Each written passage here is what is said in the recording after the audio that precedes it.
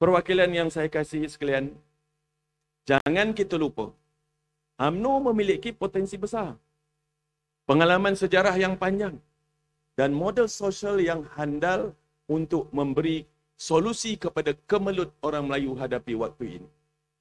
Dalam pada itu, UMNO juga tidak lari dari masalah dalaman. Ini saya nak cakap lah ya. Ini adalah lumrah pergerakan politik. Sedangkan lidah lagikan tergigit. Ini kan pula pergerakan politik dengan jutaan dukungan ahli. Jadi tergigit sikit tu tak apalah ya. Janganlah kita kesah sangat. Namun ia tidak boleh dibiarkan.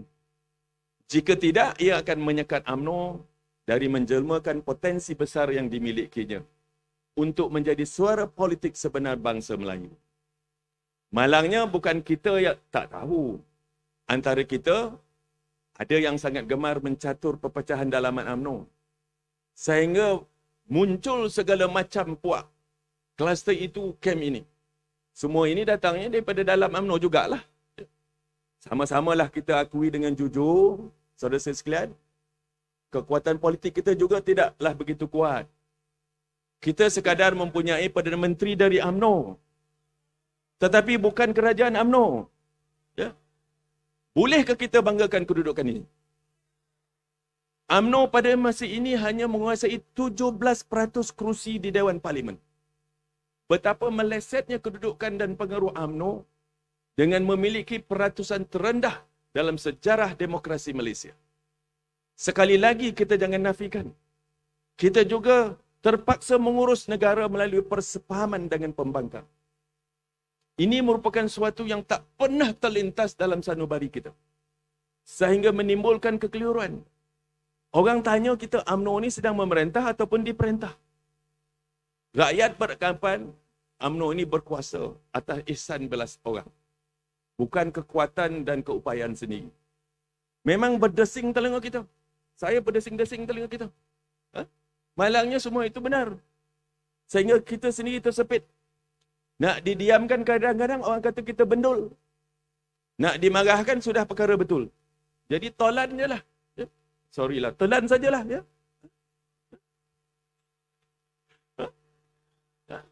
Tolan je. I'm sorry to say. Sorry to say, dengan izin prestasi kita dalam kerajaan tidak menunjukkan keyakinan yang diharapkan. Saya faham dan saya akui. Ada yang mencuba dengan terbaik mungkin. Terhabis baik. Tapi hasilnya kurang juga lagi. Ya? Pemulihan negara, masih belum ada lonjakan konkret.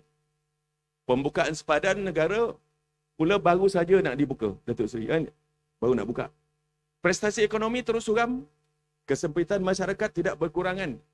Sistem pendidikan masih belum mencapai tahap sepatutnya. Malah keterlihatan negara di pentas global seperti lenyap sama sekali. Itulah dia kedudukan sebenar UMNO dan prestasi kerajaan waktu ini. Bagaimanalah UMNO nak dapat menjadi wakil yang berkesan kepada Melayu jika sebeginilah kedudukan dan prestasi kita dalam kerajaan? Para perwakilan yang saya hormati sekalian, rumusan dari semua ini ialah UMNO mesti menerokai jalan keluar. Kita mesti keluar daripada keadaan ini. Kerana kita mesti kembali menjadi wakil politik bangsa Melayu yang benar-benar diyakini oleh orang Melayu. Ya? Yang dicari dan didambakan setiap masa. Yang tanpa UMNO, pencerahan bangsa itu tergendala dan hilang hala. Untuk ini, UMNO mesti menjadi ketumbukan politik terkuat Melayu. Bukan sekadar parti terbesar. Tak guna ada sorakan lebih 3 juta ahli, tetapi dengan hanya 17% perwakilan di Parlimen. Oleh itu, saudara sekalian, UMNO mesti mempunyai strategi dan sasaran yang jelas. Bagi saya cakap, nombor 1. Pertama, menjadi parti politik terkuat dan paling dominan di Malaysia. Hanya parti terkuat saja dapat menjadi teras kepada kerajaan yang stabil. Jika parti kuat dan dominan, kepentingan bangsa Melayu dapat UMNO perjuangkan dengan berkesan, insya-Allah. Ya. Tanpa boleh dirungut-rungut, tanpa boleh diugut-ugut. Nak tekan butang lah, itulah ini macam-macam. Bila kita tukar betang, marah pula dia. Telah tiba masanya semua orang Melayu kembali ke pangkuan UMNO. Balik-baliklah. Yang dah tersasar tu balik-baliklah. Ya. Masuk ramai-ramai masuk UMNO. Membuang masa kat luar tu. Cukup-cukuplah bersaing memudaratkan bangsa.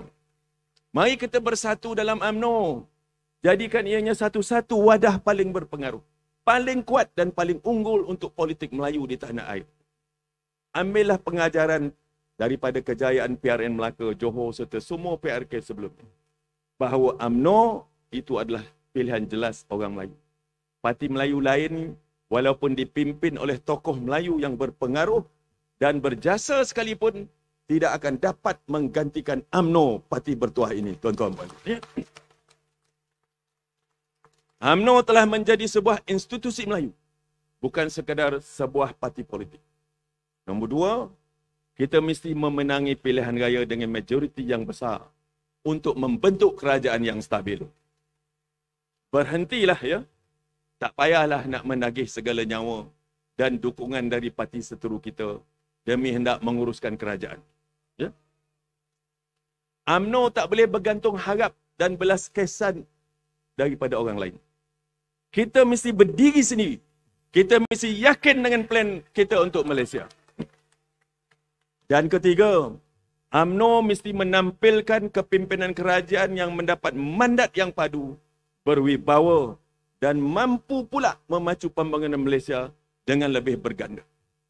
Kepimpinan yang berprestasi dan berpengalaman yang boleh mengubudi Malaysia menjadi negara sederhana yang berpengaruh dan maju adalah sangat penting, di mana dasar UMNO boleh diterjemahkan menjadi dasar kerajaan, yang mana parti dan kerajaan akan seiring sejalan.